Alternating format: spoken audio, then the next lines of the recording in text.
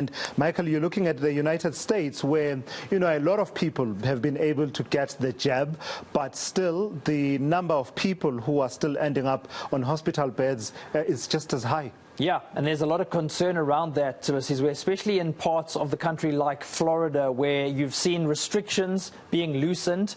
You're getting a fair amount of coverage in terms of the vaccine. Roughly 53% of people in Florida are actually vaccinated.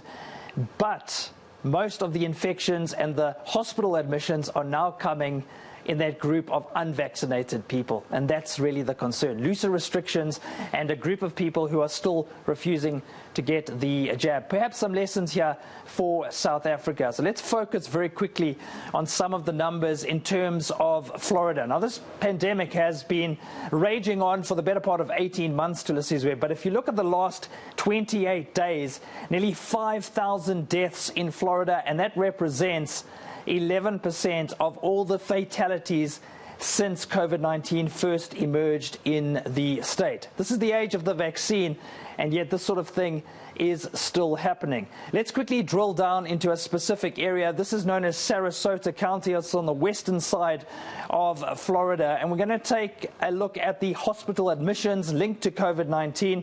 An average day in the first week of the year, where 230 people hospitalized with COVID-19. It drops all the way down to 17 people, so less than 20 in the middle of June.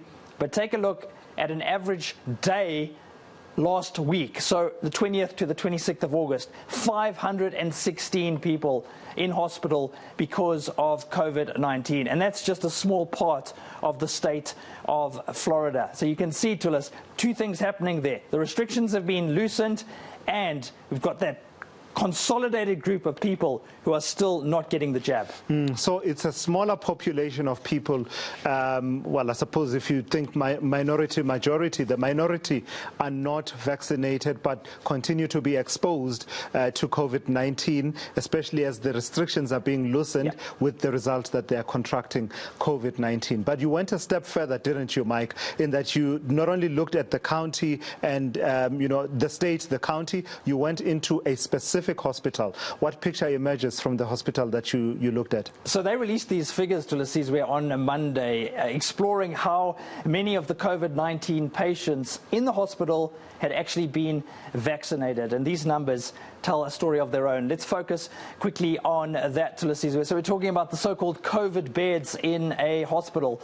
So on Monday in Sarasota Memorial Hospital, we had just under 280 people hospitalized with COVID-19. Then they asked them, did you get the jab?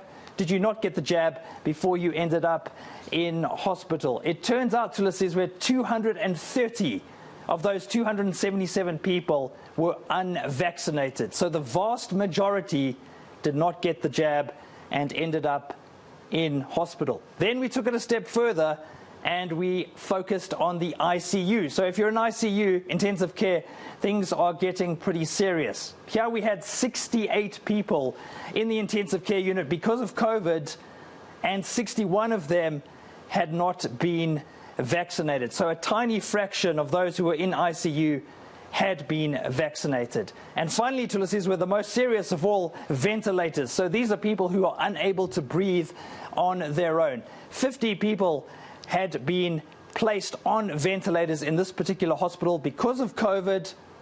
45 of them were unvaccinated. So a pattern is emerging here, Tulis. Of course, the jab doesn't make you bulletproof, but certainly it gives you a lot more protection than if you don't get the jab.